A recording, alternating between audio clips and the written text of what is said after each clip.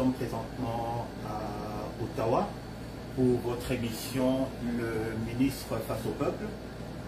Je suis le frère Sam et je reçois aujourd'hui le docteur Abélard qui va pouvoir nous donner, en fonction bien entendu des Écritures, on nous signale que le volume est lent. Non, mais je crois que c'est parce que la chanson que j'avais mise, le volume était bas, mais quand nous parlons, le volume doit être correct. Il vérifie un peu. Est-ce que vous pouvez vérifier pour nous dire? Alors, nous allons, bon, on va parler un peu on va parler de l'actualité. On va brièvement parler de vous, parce que vous avez récemment accompli un voyage, je dirais presque un périple en Europe. En Europe, ouais. Et puis, vous allez nous en dire deux mots. Et puis, bien sûr, comme d'habitude, on va pouvoir sonder les Écritures pour pouvoir un petit peu connaître le cœur de Dieu. Et donc, le thème d'aujourd'hui, je l'ai intitulé l'essentiel. Ou plutôt, on va mettre la priorité sur ce qui est essentiel. Ceci dit, je vous ramènerai sur quelques versets, et principalement 2 Timothée 2, 14 jusqu'à 14-17, et puis 22 à 26. Et puis, on va vraiment essayer, comme je l'ai dit tout à l'heure, de pouvoir sonder les Écritures par rapport à tout ce qu'on va pouvoir dire ici. Docteur, vous savez, il est facile de perdre de vue en fait la priorité, c'est-à-dire ce qui est vraiment essentiel aux yeux de Dieu. C'est très facile. On vit dans un monde de convoitise, on vit dans un monde de disputes, de discorde, on vit dans un monde où souvent l'intérêt personnel prend le dessus sur vraiment ce qui est important pour Dieu.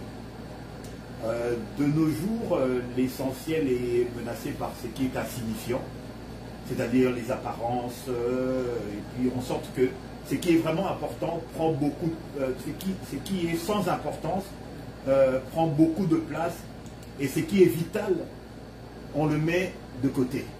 Que ce soit par égoïsme, par cupidité, par ignorance. Et bien souvent, on a remarqué que c'est vraiment par mauvaise foi de la part, non pas des païens, mais de ceux qui se disent chrétiens.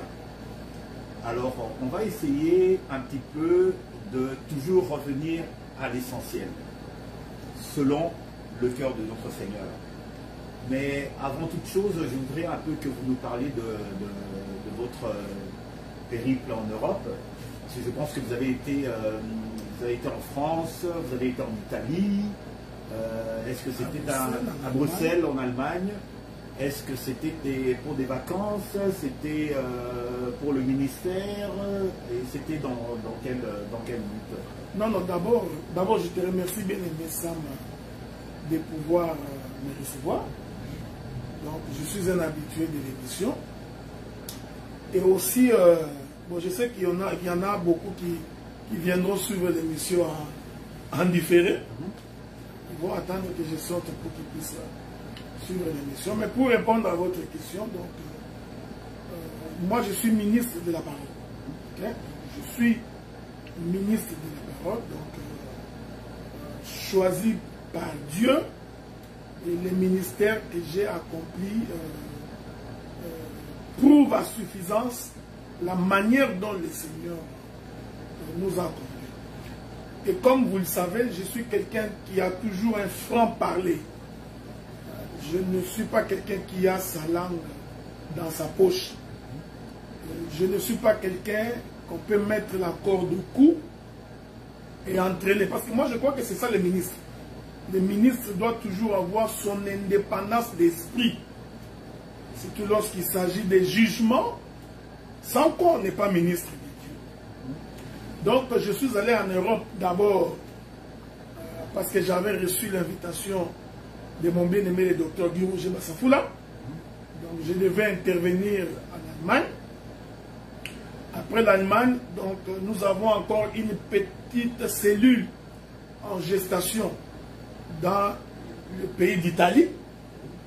Donc j'étais allé visiter ces frères-là et ces sœurs-là pour voir la faisabilité de pouvoir commencer une œuvre en Italie. Après l'Italie, je suis donc descendu à Lyon parce que je suis convaincu par moi-même et par le Saint-Esprit qu'il fallait que j'aille à Lyon. Nous nous excusons, il y a tellement des appels qui ne cessent de rentrer. Donc c'est le frère Ndumbi. Le frère Ndumbi a été avec nous à Kisangani en 1986, lorsque l'assemblée des saints des premiers Chopo était en train de basculer pour devenir, qui était en fait une cellule de Bethel, qui était en train de basculer pour devenir l'assemblée des saints. Ça sont des choses qu'on en parlera le jour où le Seigneur le permettra. Bien sûr. Bon, je sais qu'il a appelé parce qu'il m'appelle parce qu'il a entendu quelque chose. Donc je disais que nous sommes allés à Lyon et à Lyon, nous sommes allés faire ce qu'on appelle donner une main d'association. Une main d'association. Ouais, une reconnaissance ministérielle. Au fait, justement, avant d'aller plus loin, est-ce que vous pouvez nous donner un peu la nuance entre les deux, entre la main d'association et la reconnaissance ministérielle? Vous savez, ces jours-ci, il faut qu'on se le dise. Il suffit que je dise un mot, il y a du bruit partout. J'essaie de comprendre, mais pourquoi les gens sont comme ça? Il suffit que je tousse. Tout le monde, j'ai même vu un bien-aimé que j'aime beaucoup, il a fait toute une émission. Hein, tout simplement parce que je suis allé faire une main d'association à Lyon. Alors on a organisé des émissions.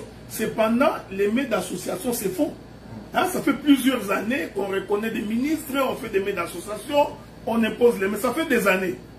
Mais il a suffi que j'aille à Lyon, que je fasse une reconnaissance ministérielle pour que les émissions naissent.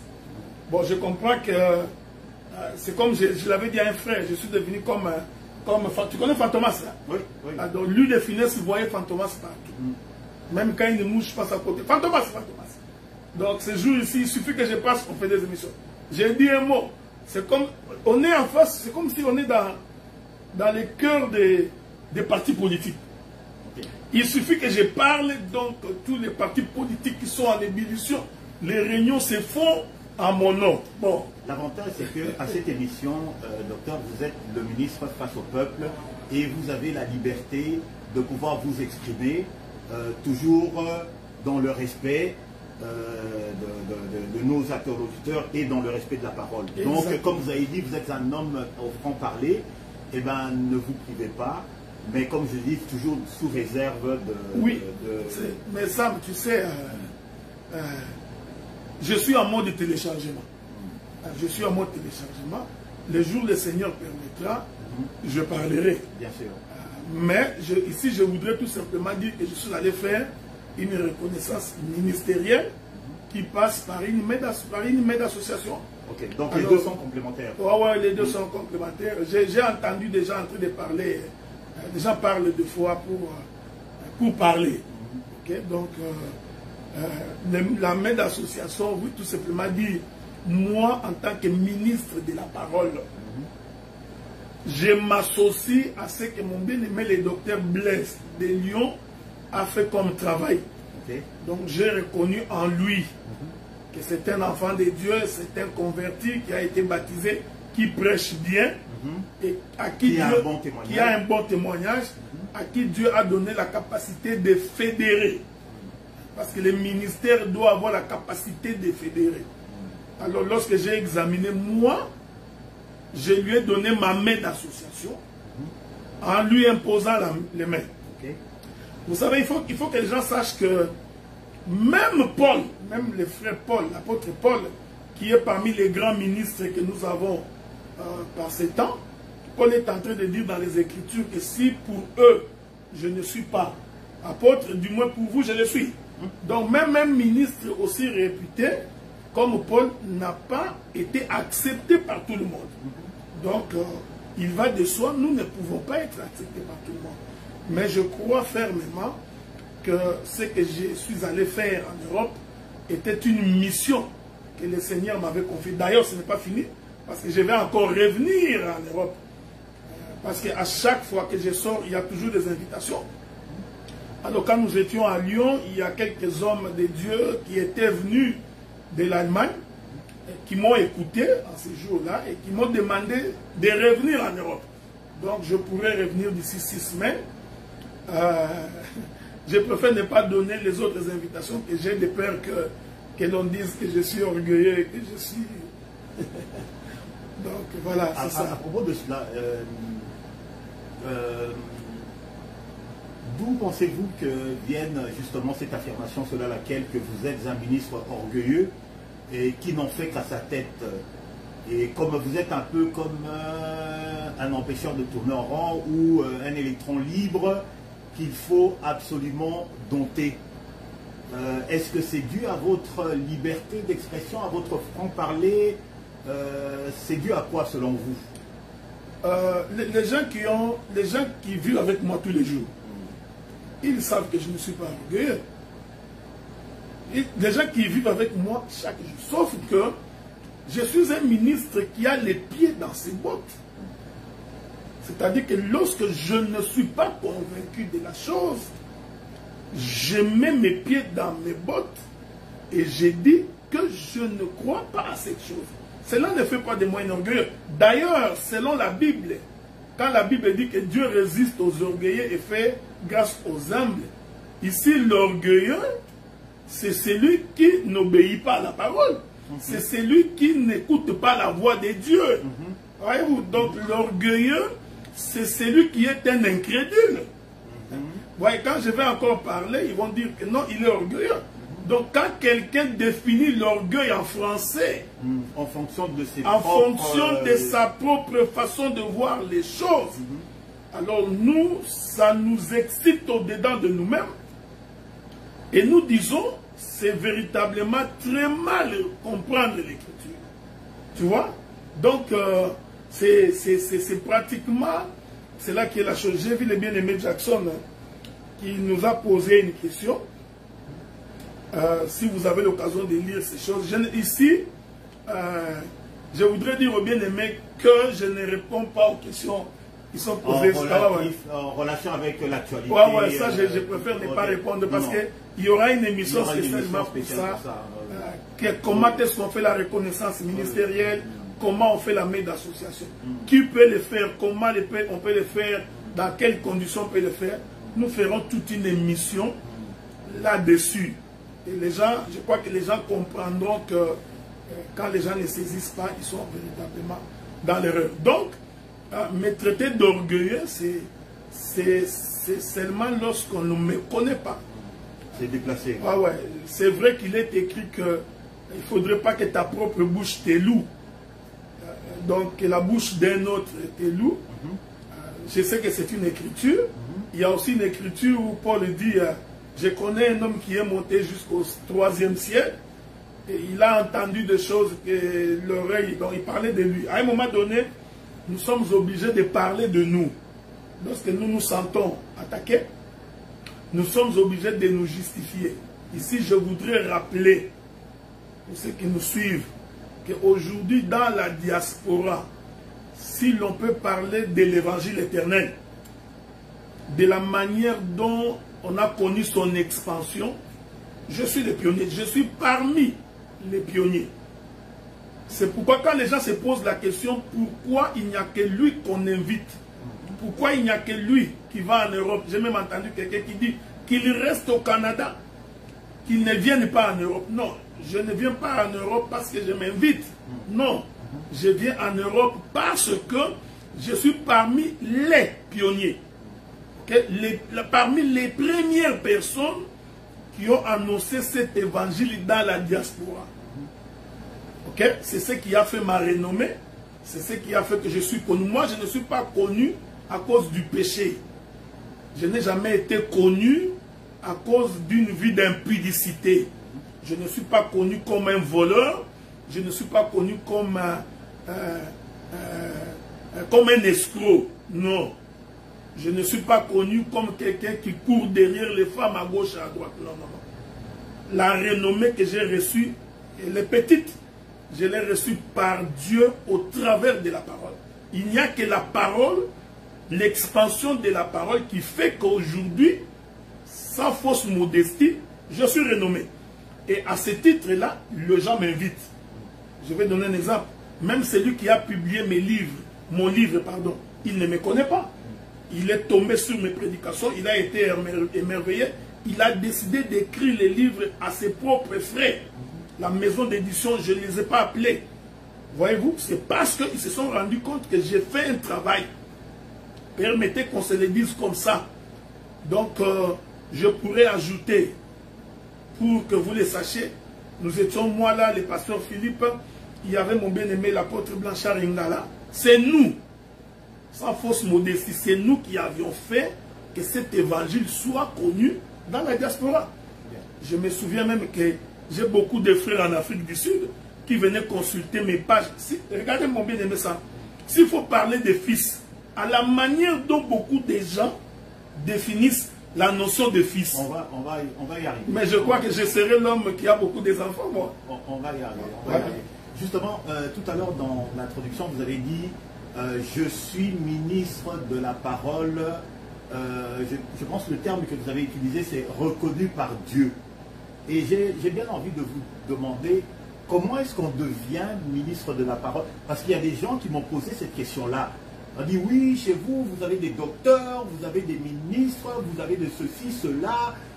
Qu'est-ce qui vous donne le droit et tout de vous définir comme étant ministre de la parole? Est-ce que vous allez dans un cours de théologie? Est-ce que vous vous réveillez du jour au lendemain et puis bon, ben, vous dites que j'ai eu une révélation divine? Comment devient-on ministre de la parole? D'abord, bon, on aura l'occasion d'en parler en détail plus tard. Très brièvement. Très brièvement, donc l'homme est ministre par Dieu. Avant même qu'il ne vienne sur la terre, Dieu l'avait déjà connu. Dieu l'avait déjà consacré. Je suis dans la prophétie, dans la révélation. Donc, c'est pourquoi dans l'ombre, quand vous faites un débat, il faut bien lire l'écriture.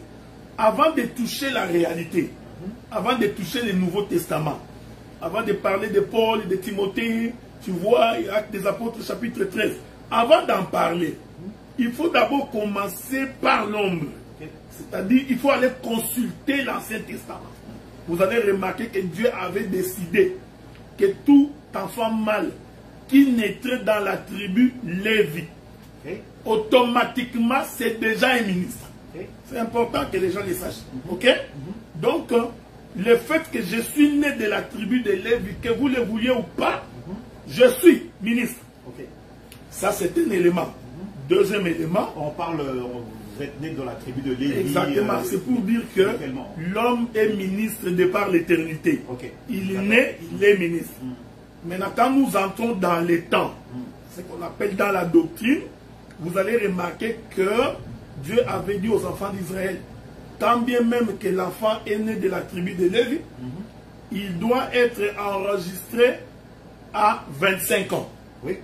De quelle manière il est enregistré? Vous savez, la Bible est simple à comprendre pour les gens qui ont des Saint-Esprit. Qui l'enregistre? Ce sont les Lévites qui ont exercé avant lui. Donc, le sacrificateur qui exerce avant, c'est eux qui t'enregistrent à l'âge de 25 ans. Donc, un ministre ne peut pas tomber du ciel comme un cheveu dans la soupe. Tu étais dans ta maison, dans ta chambre, tu as fait un songe. Tu sors le matin, tu dis que non, Dieu m'avait parlé. Faux et archi-faux dans cette dispensation. Nous aurons l'occasion d'en parler. Faux et archi-faux dans cette dispensation. Maintenant, une fois que ceux qui t'ont précédé t'enrôlent, la Bible dit, tu exerceras sous mandat. C'est-à-dire, jusqu'à l'âge de 30 ans, c'est à l'âge de 30 ans que tu commences à exercer de façon indépendante. Cette chose-là est importante. Voyez-vous? C'est-à-dire, de 25 ans à 30 ans, tu observes ceux qui t'ont précédé, de quelle manière ils sont en train d'exercer. C'est-à-dire, je vais te dire, regardez la manière dont on coupe l'animal. Il y a beaucoup de gens qui font la confusion entre prêcher et gérer le peuple. C'est deux choses totalement différentes, mais qui sont compatibles. Donc, tu peux bien prêcher, mais être un mauvais gestionnaire. Maintenant, de 25 à 30 ans, on apprend au sacrificateur de quelle manière on coupe l'animal, qu'est-ce qu'il faudrait éviter quand vous coupez l'animal, comment vous gérez les conflits. Mais tu le fais sous mandat de celui qui t'a précédé. Okay? À l'âge de 30 ans, le sacrificateur entre en fonction. C'est pourquoi vous remarquerez que Jésus, avant de commencer, il a commencé le ministère à l'âge de 30 ans. Okay? Donc, pour confirmer qu'à l'âge de 30 ans, le sacrificateur entre en fonction. Quand il entre en fonction, il est un homme indépendant. Okay? Il n'est plus sous mandat. Donc, vous aviez eu le temps de le former quand il était sous mandat. Mais dès qu'il devient ministre de la parole, c'est-à-dire sa voix compte comme tous les autres ministres. Même au même titre que celui qui l'a intronisé, je dirais, entre guillemets. Bon, mais écoutez, il faut d'abord que les gens comprennent que les champs dans lesquels nous entrons ne nous appartiennent pas. Parfait. Oui. Ok? D'accord. Donc, ces champs ici, il y a aussi quelqu'un qui m'a enrôlé. Oui. Cela veut dire quoi? Celui qui m'a enrôlé, c'est le même qui t'enrôle. Oui. Donc, ce n'est pas moi qui fais de toi ministre de la parole. Non. C'est ici mon franc-parler. Ok? Je ne crois pas à un sous-ministère dans les choses de Dieu. Okay. Même si je suis ton aîné. Et vous savez, ça c'est un fait. Hein? Moi j'ai toujours pensé que Dieu m'a donné une mission. J'en suis convaincu à 100% que Dieu m'a donné une mission. Dieu m'a donné une vision. Et cette vision-là, elle va s'appliquer. Que vous le vouliez ou pas, ça va s'appliquer parce que j'en ai la conviction. Donc, le sous-ministère dans la Bible n'existe pas. Surtout dans cette dispensation. Est-ce que vous comprenez ce que je dis? Donc, quand à l'âge de 30 ans, je vais dire ça dans les termes les plus clairs. Prenez l'exemple de Timothée et de Paul. Je prends l'exemple de Timothée et de Paul. Paul a précédé Timothée dans les ministères. Oui. Paul prend Timothée sous sa coupe comme disciple pour l'amener au ministère. Oui. Jusqu'à ce que, par imposition de main devant les anciens, on reconnaît le ministère de Timothée. En ce moment-là, Timothée, il n'est plus sous la coupe de Paul. C'est-à-dire il devient ministre au même titre que Paul. C'est pourquoi Paul va l'appeler, on va lire l'écriture. Regarde comment Paul appelle Timothée. Il appelle mon enfant de la foi. Ouais, ça c'est à un moment donné, mais regarde, écoutez ce qu'il dit. Il dit, je voudrais que nous lisions ça. Nous sommes dans les livres de Philémon, chapitre 1er, premier verset. Philémon?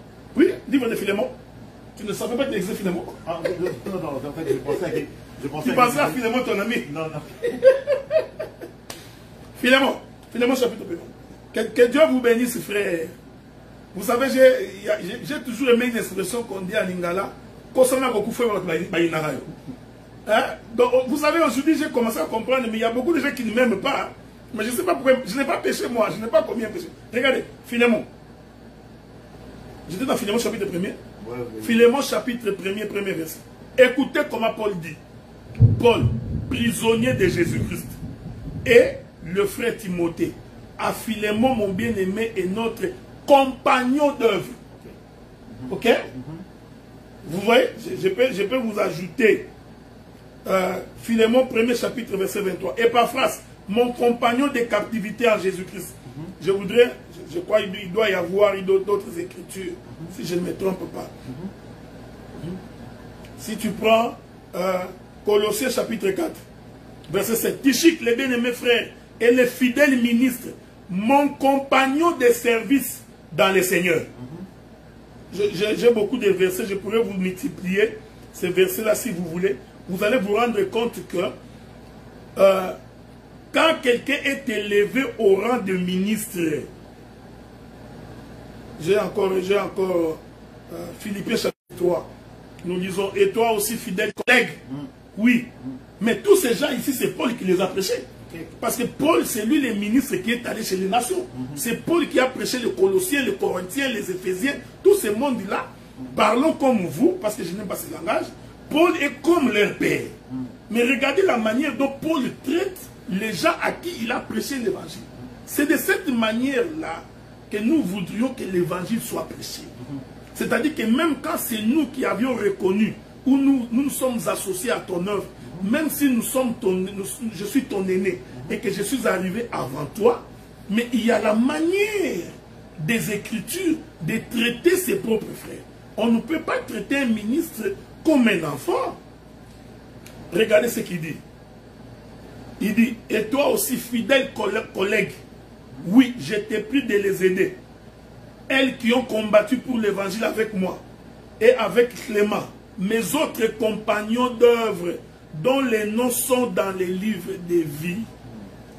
Donc, ici, c'est parmi les péchés que je commets, selon les livres d'eux. C'est-à-dire que j'ai ce franc-parler de dire aux gens qu'un ministre, on lui doit du respect. Même si on n'a pas son avis, c'est un élément important. Donc, je peux, et puis un ministre de Dieu, dès qu'il est ministre, on ne lui donne pas de commandements. Ok? Non, non. On lui fait des recommandations. Ok. Et s'il n'est pas d'accord? S'il n'est pas d'accord, il est ministre d'après son jugement. Il peut ne pas dire, il peut ne pas suivre ce que vous dites. Je vais donner un exemple qui est aussi concret. C'est-à-dire que j'étais à Lyon. Oui. J'ai fait la main d'association, imposition de main à mon bien-aimé le docteur Blaise. Maintenant que je suis ici, Blaise est devenu mon collègue. Il est vrai que je l'ai précédé dans l'œuvre. Ok? Je suis un aîné. Mais ma position d'aîné, je ne peux pas lui ordonner. C'est ce que je voudrais que les frères comprennent. Je ne peux pas ordonner à un ministre de faire quelque chose. Non. Je peux lui faire des suggestions, des recommandations, de donner mon avis. Et lui, ayant le Saint-Esprit, pourra examiner avec les Écritures, trouver de l'opportunité de suivre ce que nous disons et ce que nous ne disons pas. Donc, quand les gens me traitent d'orgueilleux, cet orgueil-là, ce n'est pas par rapport à la parole. Ce n'est pas parce que Dieu m'a demandé de ne pas pécher que moi je refuse d'écouter la parole. Non. Donc, on ne peut pas me traiter d'orgueilleux. C'est du zèle. Non, c'est du zèle. C'est du zèle amer. Ou alors c'est de la jalousie. Ou c'est de l'envie. Donc, les gens qui vivent avec moi, il faut poser la question. Les gens qui ont été toujours avec moi, je crois qu'il y a des coupures à cause... nous avons une tempête ici. Souffrez, hein. C'est pourquoi des fois vous avez des coupures. Donc, les gens qui vivent avec moi, ils le savent. Et puis, mon humilité n'est pas quelque chose de, comme on dit en anglais, de fake. Hein? Ce que je suis, c'est comme ça que je suis. Les gens qui vivent avec moi, ils savent comment je suis. Mais je suis quand même quelqu'un, lorsque j'examine les Écritures, et que je trouve qu'une telle confession ne semble pas me convaincre sur les Écritures, j'ai le droit, en tant que ministre de Dieu, de m'exprimer, de dire cette chose, je ne suis pas d'accord. Et à cela, que je devienne un orgueilleux. Mais non, pas du tout. Mais je peux comprendre, docteur, que, comme par exemple demain, au niveau de l'Assemblée de Gatineau-Ottawa, il y aura une reconnaissance ministérielle. Oui. Et du pasteur Azaf, tout, que vous avez donc bien entraîné, tout depuis des années maintenant. Azaf, le pasteur Azaf et vous, vous faites partie de la même communauté, d'accord, de l'Assemblée des Saints de Gatineau-Ottawa, que vous puissiez justement lui donner la main à l'association, ça je peux le comprendre. Mais qu'est-ce qui fait que vous, étant ministre des Assemblées des Saints au niveau de Gatineau-Ottawa, vous vous déplaciez jusqu'à en France pour aller faire de la reconnaissance ministérielle de quelqu'un qui appartient à une autre assemblée? Pourquoi est-ce que ça n'a pas été fait au niveau local? Ah, ok. Mais Sam, pourquoi quand je suis calme comme ça, tu voudrais me faire parler? Non, je voudrais comprendre. Non, la question que je me pose, est-ce que c'est un cas isolé? Est-ce que ce que j'ai fait à Lyon n'a pas une jurisprudence? Je ne sais pas. Voilà, voilà pourquoi je vous ai dit que je me réserve encore de parler. Parce que les jours où je parlerai vraiment. Okay. D'accord. Mais vous avez le droit. J'ai parfaitement le droit en tant que... La seule chose que je ne peux pas faire, c'est lorsque je vais dans une église locale où il y a un ministre établi et que moi j'entre dans cette église-là, j'impose les mains à quelqu'un comme ministre. Ça, je ne peux pas le faire.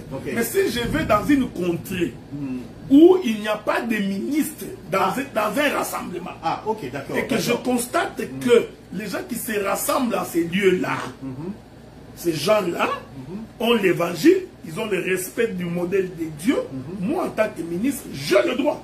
Vous avez donné c'est pourquoi j'ai dit, je donnerai, les jours où je m'exprimerai, je démontrerai qu'il y en a beaucoup qui ont fait. Je vais prendre un exemple concret. Le pasteur Obed. Vous voyez, je l'appelle pasteur, non? Le pasteur Obed qui était avec moi ici au Canada. Il est allé au Congo. C'est lui qui lui a imposé les mains au Congo. Pourquoi l'a-t-il fait? Parce que lui venait de l'église d'Ottawa. Vous voyez? Qui a fait? Le prophète Jean-William Bassas. Donc, les ministres a ce loisir-là, cette liberté de juger par le Saint-Esprit d'accomplir un acte.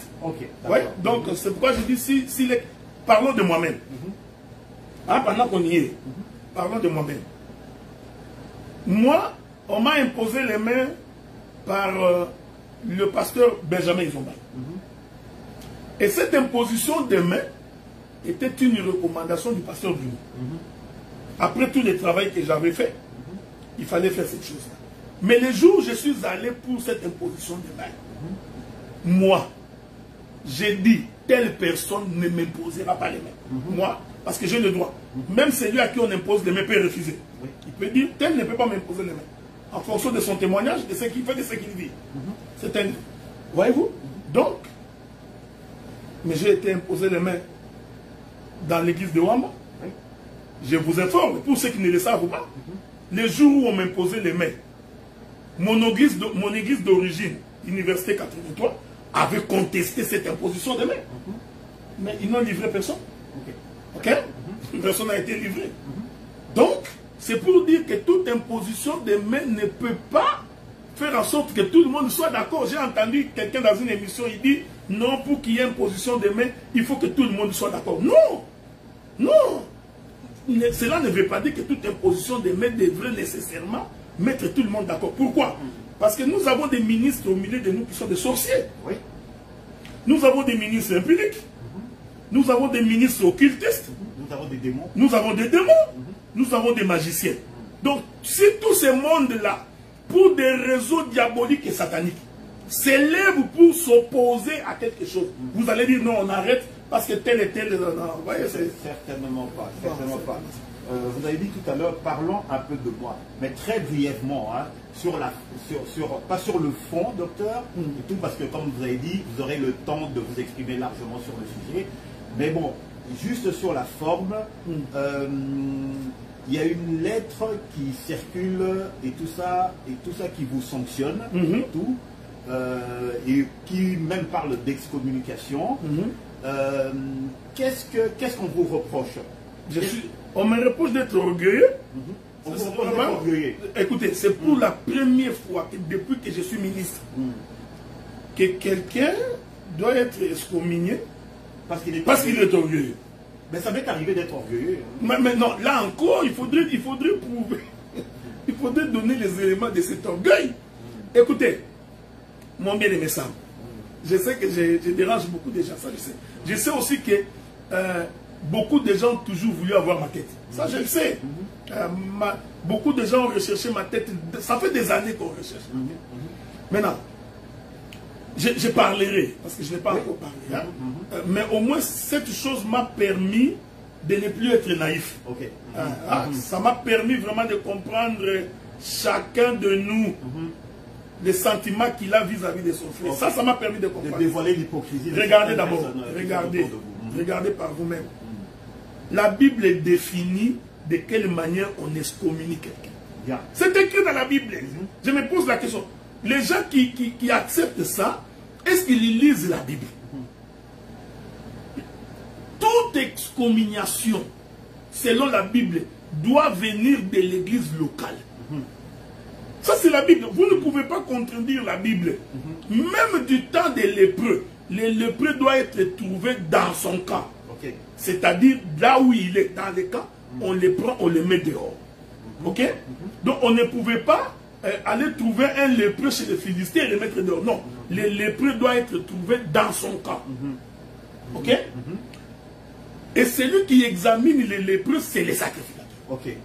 Ça, c'est un principe de Dieu. Vous ne pouvez pas l'enlever. Qui est dans le camp, le sacrificateur. C'est-à-dire que pour excommunier quelqu'un, il faut que son église locale. Je vais donner un exemple. Prenons mon cas. Vous voulez m'excommunier, il faut que les collèges de mon église locale constatent que j'ai commis un péché ou j'ai changé la confession de la foi. Parce que ça, ce sont les deux éléments pour lesquels on excommunie quelqu'un. Le péché avéré, un païen. J'entends dire qu'il y a parmi vous le péché tel qu'on n'en a même pas vu chez les païens, au point où quelqu'un a pris la femme de son père. Écoutez comment Paul dit. Moi, Paul, je m'associe à votre décision que tel homme soit livré à Satan. Donc, la décision était venue de la maison. Les jours où je ferai une émission sur la tour de Babel, la pensée de Nimrod, vous comprendrez beaucoup de choses. Vous comprenez? Ou alors, nous sommes dans une église locale, moi je commence à prêcher, Jésus est déjà revenu, il y a déjà résurrection de mort, il n'y a plus rien, j'ai changé la confession de la foi. Comme Hyménée les autres là, il n'y aura pas enlèvement. Maintenant, lorsque je commence à prêcher comme ça, les serviteurs avec qui nous travaillons, c'est eux, après examen, qui vont me livrer moi à Satan. Qui te disent, docteur Adela, nous te livrons pour tel motif. Les autres églises sœurs qui ont la même confession que nous, c'est alors qu'ils constateront que ce frère-là, il a commis un péché, son église locale là, l'a mis à la preuve. Mais la recommandation peut venir de l'extérieur. L'extérieur peut... Je vais donner notre exemple. Je sors ici, je m'en vais à Danemark. À Danemark, j'ai fait des bêtises avec la femme d'un frère. On me surprend 3, 4, 5 fois. Les gens de Danemark m'attrapent. Ils doivent informer mon église locale. Voici les péchés sur lesquels nous sommes tombés avec les frères Adela. En raison de cette flagrance ici. Vous comprenez ce que je dis? Donc, vous devez les livrer à Satan pour que nous acquiescions. Parce que vous voyez la difficulté, c'est ça. Et si nous, église locale, nous disons, ah ben écoutez, nous on aime bien le docteur Adela, on ne veut pas tenir compte de ça. Quelle peut être leur attitude? C'est un exemple. Mais comment peuvent-ils, eux, comment ils vont réagir? Non, le problème c'est que si le péché est attesté, vous savez frère, donc on a vu des péchés attestés, couvertes par des églises locales pendant des années et des années. Et les personnes sont restées. Mais tu sais pourquoi? C'est parce que les gens qui prêchent dans ces églises-là, eux-mêmes vivent dans les péchés. Parce que la manière dont nous enseignons, les membres de l'église ont l'information. Ils connaissent l'enseignement. Le jour où je tombe dans un tel péché, il n'y aura même pas de débat. Vous voyez? Donc, je partirai, comme on dit à une expression française, la queue entre les pattes. Vous voyez? Mais lorsque la chose n'est pas conforme à la doctrine, parce que je vais y revenir parce que les gens font une mauvaise lecture des Écritures. Donc quand la chose n'est pas conforme aux Écritures, nous avons l'obligation de ne pas nous taire. Ok. Ah, si je livre des secrets ici, vous serez étonnés.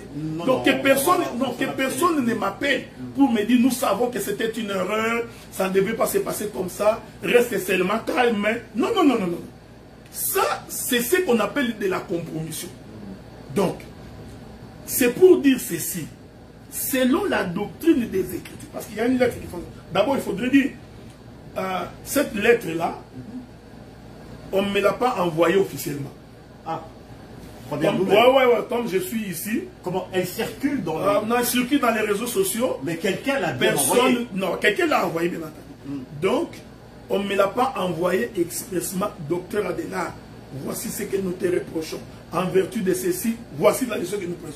Ça ne m'a pas été envoyé. Okay. Donc, je continue à attendre la lettre officielle et vérifier qui ont signé cette lettre-là. Okay. À la lumière de la doctrine, voir si cela est valable. Ok? Ça, je continue à attendre. C'est une lettre qui a été écrite, quelqu'un a balancé dans les réseaux sociaux, ça a circulé. Maintenant, les gens qui ont toujours voulu ma tête en ont profité. Parce que j'apprends que les gens qui ne m'aiment pas, vous savez, je suivais les messieurs-là qu'on appelle Israël Mouton. Hein? Bosso la politique. Ah, okay. J'aime bien ces messieurs-là. Okay. Ces messieurs-là avaient dit une chose que j'avais aimée. Il dit, Judas l'Iscariote n'a pas vendu Jésus à cause de l'argent. Ok? D'ailleurs, pour preuve, il était allé remettre l'argent. Oui, oui. En fait, le problème de Judas l'Iscariote, il n'aimait pas Jésus. Ok? Donc, nous avons des gens qui ne m'aiment pas, même s'il est avec moi. Ah, il suffit, maintenant, il suffit d'un petit rien pour savoir que ces gens ne t'aimaient pas. Tu vois, il y a beaucoup de frères qui n'ont même pas examiné la lettre à la lumière des Écritures, qui ont commencé à crier tout. Il y a même un frère avec qui j'ai pris qui fait la publicité. Il passe son temps. Vous savez, il est excommunié. Il est excommunié. Vous voyez? Donc, il est en train de jubiler. Ah, je me souviens de David. David a dit, éternel Dieu, ne donne pas l'occasion à mes ennemis de se réjouir à mon sujet. C'est écrit dans la Bible. Ce n'est pas pour rien que David il disait ça.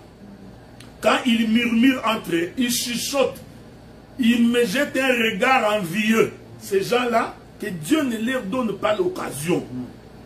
Je prie le Seigneur que ces gens-là, que Dieu leur ferme la bouche. Et Dieu leur fermera la bouche. Vous allez voir cela. Donc, vous voyez, c'est-à-dire que nous sommes en face d'une situation d'un règlement de comptes. Carrément. Donc, carrément. Donc, le docteur Adélard, c'est quelqu'un qui est un franc-parler. Et aussi, vous savez, il y a des confessions de la Bible que j'affirme, que j'attends des partages. Ce n'est pas un mauvais. On peut avoir des points de divergence. Convainquez le peuple. Si vous convainquez le peuple, il n'y a pas de problème. Mais moi, quand je dis quelque chose que je crois que ceci n'est pas conforme aux Écritures, je le dois, je suis ministre. On ne peut pas m'intimider. Ok? Donc, si c'est pour ça que je ne suis pas votre frère, eh bien que je ne le suis pas. D'ailleurs, j'ai essayé de... J'avais écrit une petite note que j'ai quitté les assemblées de Saint. Mais tout le monde a pleuré que je ne peux pas quitter les assemblées de Saint. Tout le monde! Bon, pas tout le monde, mais beaucoup m'ont appelé. Parce qu'ils ont compris que même ce qui a été fait n'était pas correct. C'est comme ça que j'ai retiré cette publication-là. Je l'ai retirée justement pour ça. Donc, ici, que cela soit clair, que cela soit entendu de tout le monde. Donc, pour excommunier quelqu'un, ça ne demande pas un pape. Ça ne demande pas qu'il y ait quelqu'un au-dessus de moi qui déciderait, parce que je n'ai pas obtempéré à ce que lui voulait, que je sois excommunié. Je vous ai dit que je donnerai le cas de jurisprudence de beaucoup de ministres qui ont exactement fait ce que j'ai fait. Et qui n'ont jamais été excommuniés. Donc c'est un règlement. Non, non, c'est un règlement de compte. C'est un règlement de compte. On s'en tiendra à ça. Okay.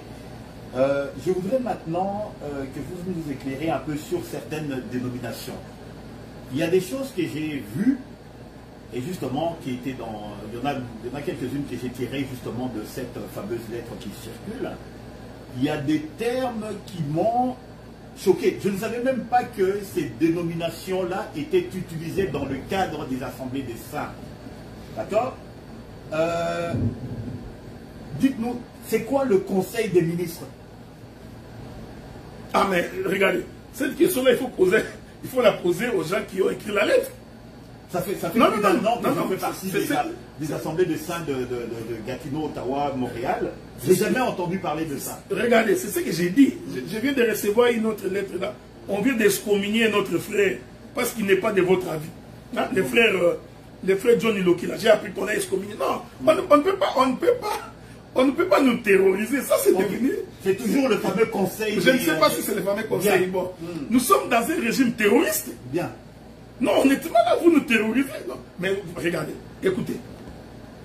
Je suis un peu étonné quand j'ai... C'est pourquoi j'ai dit que je parlerai au moment opportun. Quand vous dites conseil des ministres, vous parlez de quoi? Vous parlez de quoi? Vous parlez de quoi, conseil des ministres? Qui sont membres de ce conseil des ministres? Ils sont entrés dans ce conseil-là comment?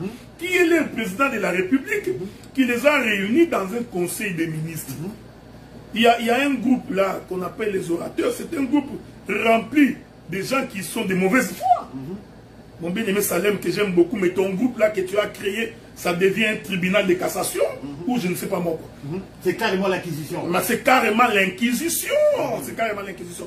Quand vous dites conseil des ministres, il s'agit de qui? C'est qui? Qui est qui? Qui se sont réunis? Quelle légitimité qu'ils ont d'ailleurs? Quelle est cette façon?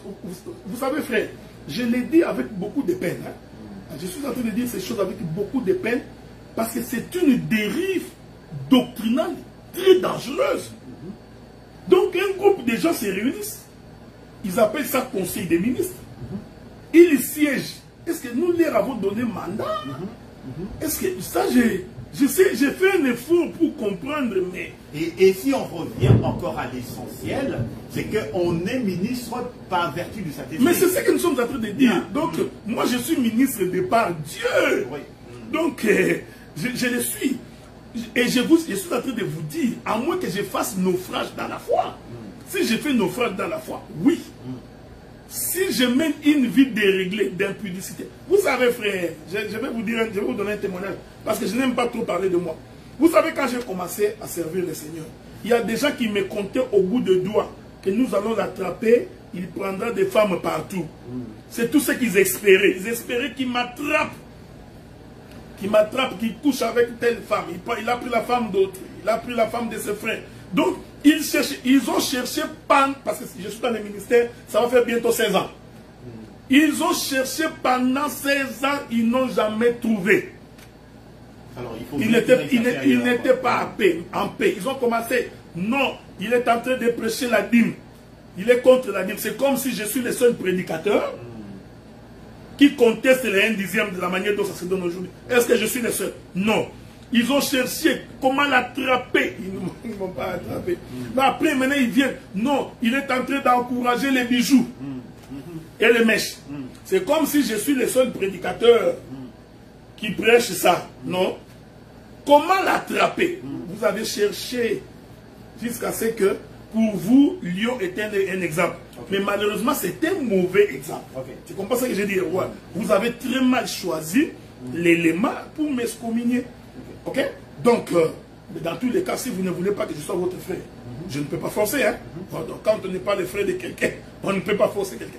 Donc, ce que je voulais dire, mon bien-aimé, même cette histoire-là du conseil des ministres, permettez que je dise quelque chose. Bien-aimé, l'Assemblée des saints n'est pas une dénomination.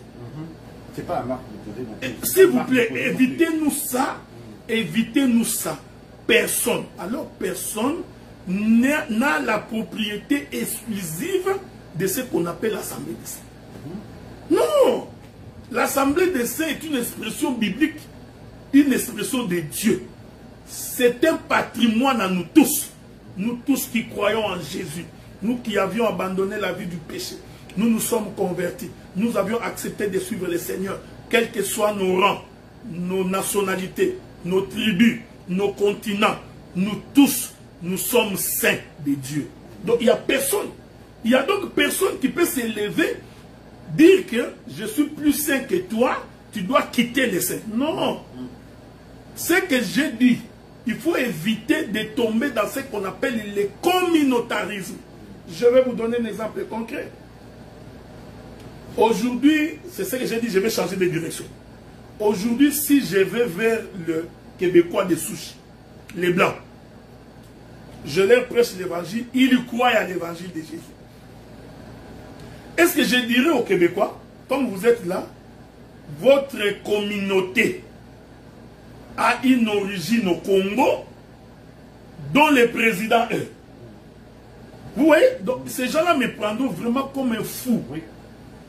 Je vous ai dit que dans l'église de Montréal, nous avons un frère avec sa femme, des Haïtiens. Vous savez, quand ce frère-là est en train de lire telle lettre, il me pose la question, est-ce que nous sommes organisés comme un Vatican? Parce que quand vous nous aviez prêché l'évangile, ce n'est pas de cette manière que vous l'avez présenté. Oui. Donc comment voulez-vous aujourd'hui, il faut qu'il y ait quelqu'un au-dessus de vous qui décide dans un conseil des ministres. Bon, Sam, je vais te revenir. Nous, ce n'est pas de l'orgueil.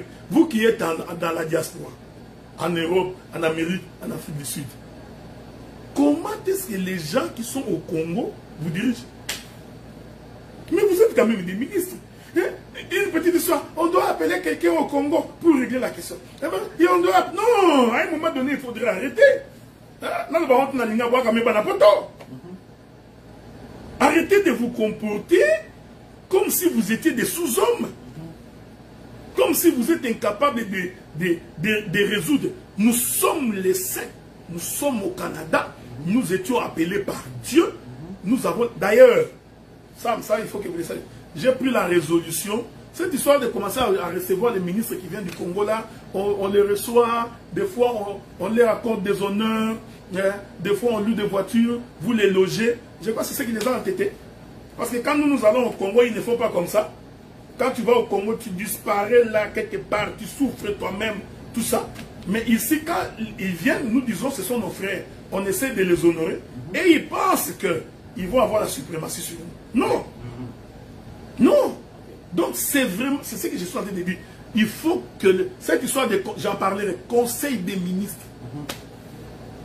Donc qu'on se le dise, nos assemblées de Gatineau, Ottawa et Montréal ne dépendent pas d'une certaine assemblée des saints qui se trouverait quelque part à Kinshasa. Non, non, mais regarde, pour commencer, est-ce que vous savez l'église du Christ au Congo?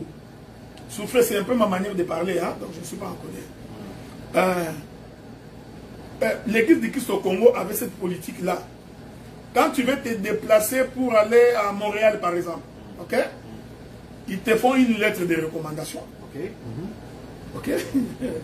Ils te font une lettre de recommandation. Tu permets que je lise une écriture, hein? Non, c'est pas grave, il y a des gens qui m'appellent. Ils vont arrêter. Ils vont arrêter. Paul dit quelque chose de très important. Souffrez que je trouve cette écriture-là.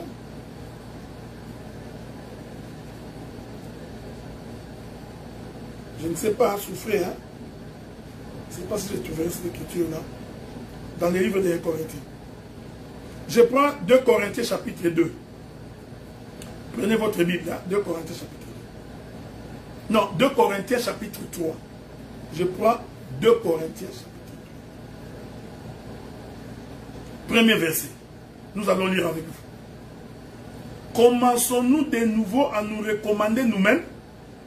Ou avons-nous besoin, comme quelques-uns, des lettres de recommandation auprès de vous ou de votre part? Est-ce que vous lisez votre Bible? Je répète cette écriture. C'est ça, c'est Paul, notre ministre par excellence. C'est Paul qui dit, il dit ceci. Commençons-nous de nouveau à nous recommander nous-mêmes? Ou avons-nous besoin, comme quelques-uns, des lettres de recommandation auprès de vous ou de votre part? Continuez. C'est vous qui êtes notre lettre écrite dans nos cœurs, connue, lue de tous les hommes. Vous êtes manifestement une lettre de Christ, écrite par notre ministère, et non avec l'encre, mais avec l'Esprit de Dieu. Qu'est-ce que je voudrais dire? Lorsque nous nous sommes déplacés pour venir dans ces pays, il n'y a personne qui nous avait envoyé. Il n'y a pas un pape ou un représentant légal qui nous a donné mandat. Comme tu es en train de partir, regarde, nous t'achetons les billets, tu vas y aller. quand tu vas arriver, nous te donnons les frais de fonctionnement pour que tu payes ton loyer. Alors, quand tu vas arriver, tu vas commencer l'église. Donc, tu es notre représentant. Je ne suis le représentant de personne. Vous voyez ce que je suis en train de dire? Cette conception-là est dénominationnelle. Parce qu'il y a beaucoup de gens qui ne connaissent pas la souffrance de l'œuvre. Ils n'ont aucune idée de la manière dont nous nous sommes battus avec l'aide de Dieu pour que l'Assemblée de Montréal soit ce qu'elle est. Au milieu des combats et des tribulations. De la même manière, l'Assemblée des Saints d'Ottawa. Comment nous nous sommes battus. Aujourd'hui, vous êtes fiers de parler que vous avez une église au Canada. Mais quand nous étions arrivés ici, quelqu'un nous a-t-il donné un sou? Comme vous êtes incapable de payer les loyers, regardez-nous ici, maison mère. Nous vous enverrons 2000 $ payer les loyers. Non! Nous avions fait comme Paul. Nous avions déboursé l'argent de nos propres poches. Nous avions travaillé pour que l'église soit ce qu'elle est avec l'aide de Dieu. Nos genoux à terre, prions le Seigneur. On ne peut pas, pour des raisons de positionnement, vouloir déstabiliser toute une communauté. Tu comprends ce que j'ai dit? Donc, ici, le frère Paul démontre que nous n'avons pas besoin d'une lettre de recommandation. C'est pourquoi je rassure les frères et les sœurs de Montréal et d'Ottawa. Si vous êtes avec nous, c'est parce que vous êtes manifestement une lettre écrite de Christ au travers de notre ministère. Vous êtes venus parce que vous avez cru en ce que Dieu nous a donné. Vous n'êtes pas venus ici parce que quelqu'un vous avait recommandé. C'est pourquoi ici, j'ai dit aux frères qui sont au milieu de nous par recommandation, ils peuvent partir. C'est simple comme bonjour. Si tu es au milieu de nous comme recommandé, tu peux partir. Comme ça, tu continueras à obéir aux ordres que tu reçois d'ailleurs. Je n'ai pas honte de le dire. Je crois que ce temps-là est fini. C'est comme j'avais dit, nous avons des KGB, des CIA dans l'église. Quelqu'un qui est avec toi, qui n'a t'a jamais aimé. Il prie avec toi, mais en réalité, il ne t'aime jamais. Il est en train de chercher une occasion pour sortir. Non, sors! Sors! Christ n'est pas moins prêché. Donc, écoutez, nous en avons assez. Nous avons des prédicateurs qui appellent, j'ai même entendu que mon bien-aimé Roger Bouleli s'est plaint de la même chose que il y a des gens qui appellent. Pourquoi vous avez les regards sur notre assiette? Il y a des gens qui appellent... Qui appellent les fidèles là où se trouve Roger Bouleli pour lui dire, pour leur dire sortez, sortez, sortez. Bon, d'ailleurs moi je n'ai pas peur de ça. Parce que moi je suis rassuré que j'ai Dieu avec moi, j'ai l'évangile et je suis sûr. Il n'y a que les agents de KGB et CIA qui sortiront. Mais les gens qui connaissent Dieu, qui me connaissent bien, ils ne sortiront pas. Vous perdez votre temps. Comment un serviteur de Dieu peut avoir une telle idée? Nous, pourquoi nous n'appelons pas dans vos églises? Pourquoi vous avez les regards sur tout ce que nous faisons? J'ai compris. C'est ce que j'avais dit à quelqu'un. Quand quelqu'un n'a rien, il ne peut pas s'attirer la jalousie. Il y a des gens de l'extérieur qui ont appelé. Mais oui, ils ont appelé. Ils ont appelé. Quand quelqu'un n'a rien dans sa maison ou dans son assiette, il n'y a rien à regarder. C'est normal. Quand ton assiette est vide, qu'est-ce qu'on va aller regarder? Mais puisque nous sommes bénis, parce que nous sommes véritablement bénis. Voilà pourquoi les jaloux ont les yeux sur nous tout le temps. Tout le temps. Mais toute ma vie, je ne passe mon temps à être combattu par les gens que j'ai considérés comme étant mes propres frères. Tout simplement. Je n'ai pas pris la femme de quelqu'un. Je n'ai pas volé l'argent de quelqu'un. Je n'ai pas escroqué quelqu'un. Je ne suis pas un menteur. En termes de témoignages et de réputation, sans fausse modestie, vous ne me comparerez pas à tous ces gens qui prennent les femmes d'autrui que vous excommuniez 5 fois, 6 fois, 7 fois à cause de leur comportement. Je ne suis pas un voleur, je n'ai pas escroqué l'argent, 25 000, 26 000 $ de l'église. On t'a mis dans un bas de touche, tu es retourné, tu n'as même pas payé cet argent-là. Donc je ne suis pas de ce genre-là. Mon péché, c'est tout simplement parce que j'ai décidé de servir le Seigneur. Okay. Bon entendeur, salut. Deuxième dénomination, père dans la foi. Ça. Bon, regardez. Et j'en ai un autre. Maître au pluriel d'un frère. Il y a des maîtres d'un frère. Oh non, la Bible le dit. La Bible le dit. Je crois que les gens, pour répondre à cette question-là, allez suivre mon émission sur la paternité. J'ai expliqué. D'accord. Regarde, nous allons faire demain la reconnaissance. Je voulais dire ceci. Bien aimé frère, jusqu'à preuve du contraire, moi je n'ai pas reçu une lettre officielle. Ça, ce sont des lettres qui circulent dans les réseaux sociaux. Donc essayez d'oublier ça. Bon, si quelqu'un qui voulait ma mort, il va jumper, comme on dit en anglais, il jump dessus. Qu'est-ce que c'est que la... Oui, mais justement, qu'est-ce que c'est que la communauté des saints du monde?